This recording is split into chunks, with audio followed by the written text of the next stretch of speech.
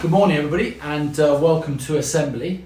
You'll notice that unlike usually when I'm stood up, I'm sat at my desk and I've specifically asked you to focus on my screen here because for all of us this is our world at the moment, isn't it? It is our screen. And what I want to do is I want to bring to your attention that it's Internet Safety Week and Day, and look, look, another screen. I'll just have to take this.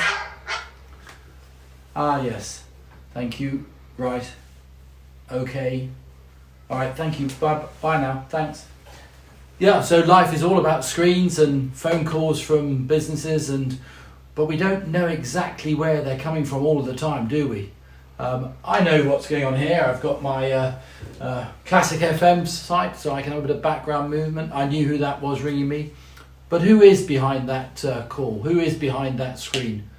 You be careful. Yes, when you're on remote learning, yeah, you know who we are and what we're trying to say to you, but make sure that you're careful, not just the amount of screen time that you're considering, but also who you're talking to, who you're letting people know about your private life, your virtual life. Very important. Okay, enjoy school, have another good week.